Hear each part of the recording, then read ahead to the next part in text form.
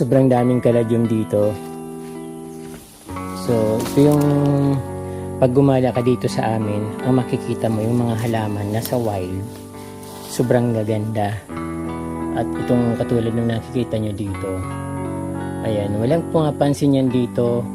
At napakarami yan dito. Iba't ibang kulay.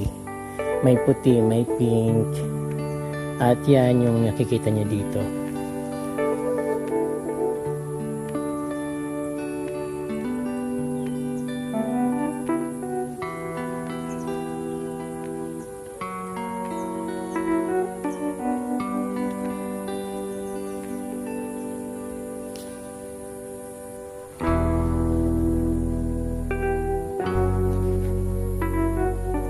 Pinuputo lang ito dito kaya ganyang kaliliit.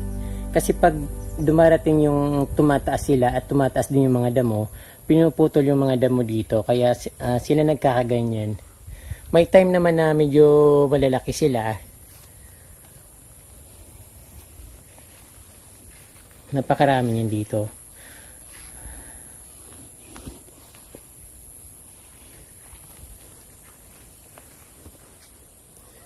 Sana matagpuan ko yung kakaibang kaladyum na pwede kong ipagmalaki sa buong mundo na ako lang yung mayroon.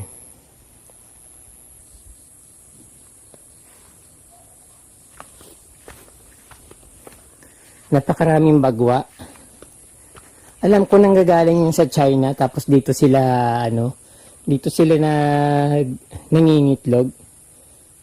Kung hindi ako nagkakamali, pero kasi marami na akong nakita niyan dito sa atin. Kahit saan lugar dito sa atin, basta may palayan, maraming bagwa. Yung puting ibon ka from D.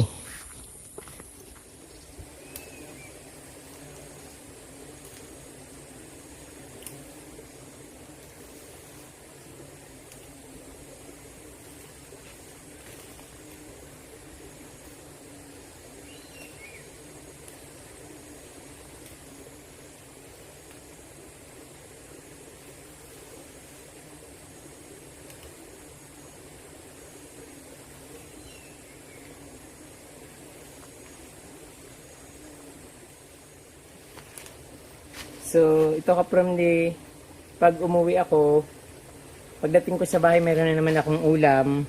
So, ang pagluto nito ka from the, napakadali lang.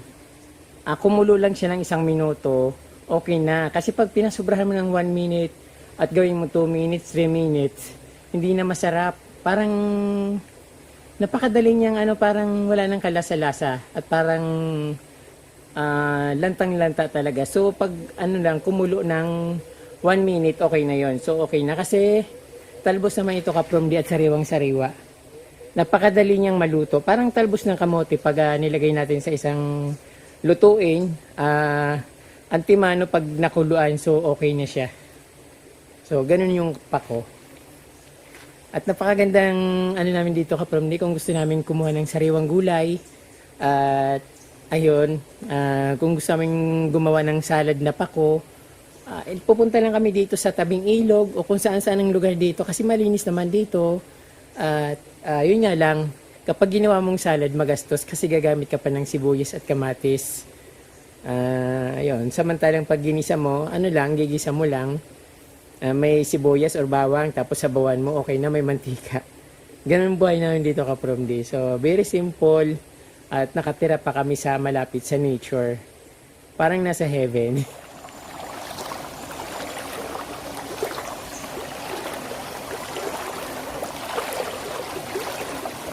Wow, may puting bato.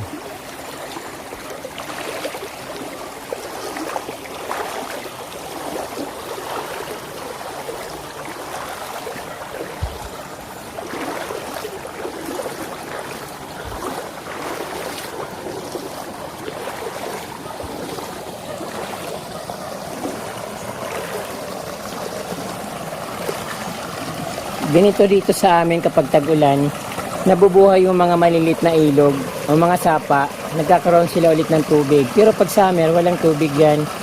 Pag nagtag-ulan, muli silang bumabalik. At yan, napakagandang tingnan. Very refreshing.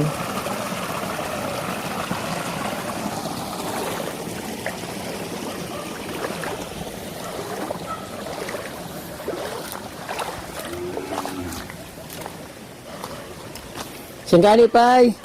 Saan ka hali? Bukid? Ayun po, nagtanong ka? Ah. Wala pa natin video mo, yan o. Ayun po, mga awot, mga kahoy. Pako-pako. Iyo, yung kangaling pako. Iyo po. Yeah. Sige po.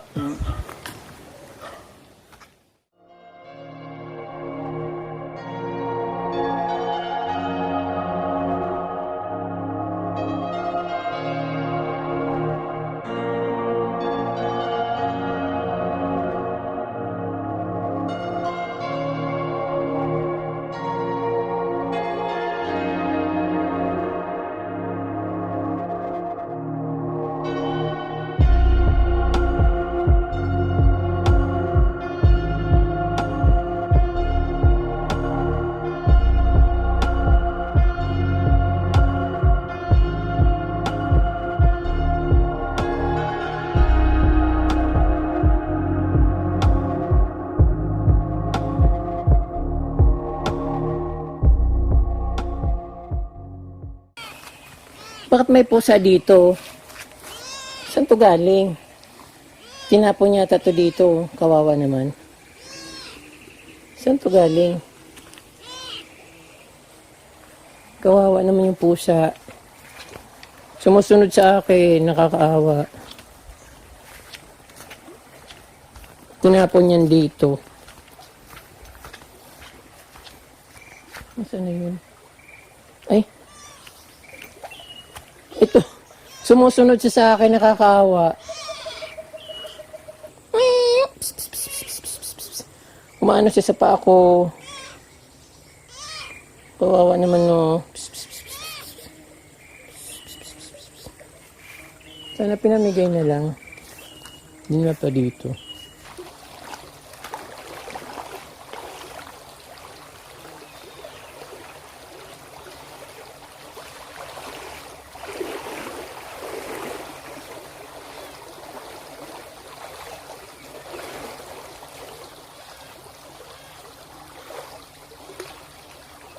Yung pusa, talagang ayaw umalis. Sumasama talaga.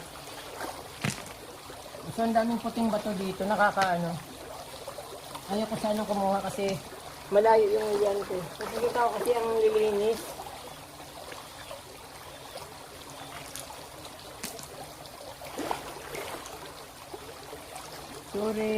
Sorry, hindi kita may sasama.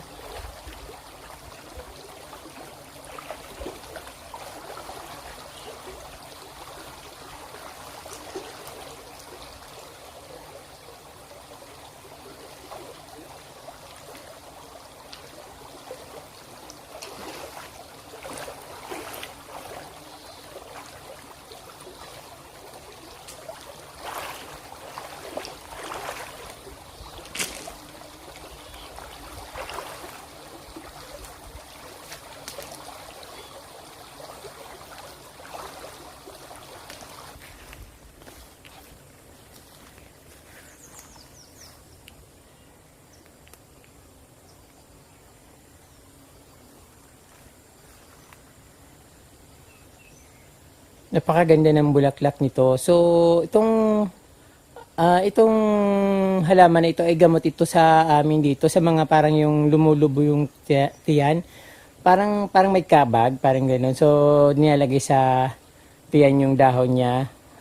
Inaano sa mainit. Parang dinadarang muna sa apoy, then saka itatapal sa tiyan yung dahon. Parang gano'n yung ginagawa nila. Tapos lalagyan ng coconut oil.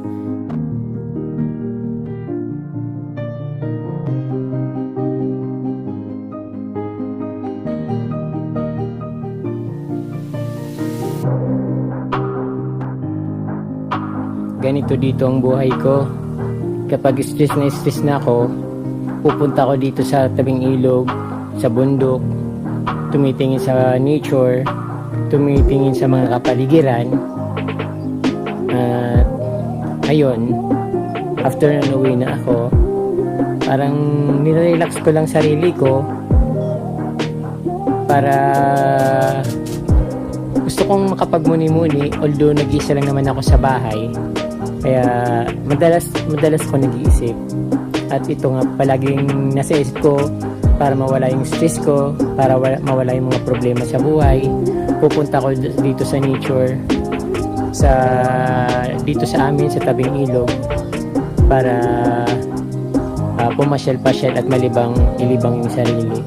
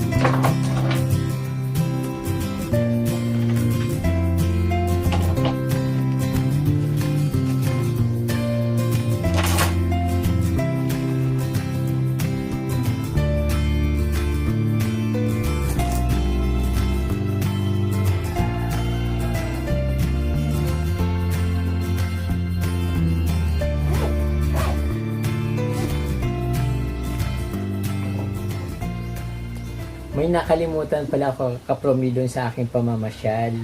At ito, mayroon nga akong nilista dito. Dapat ay doon ko ito babasahin sa nature, sa gitna ng ilog.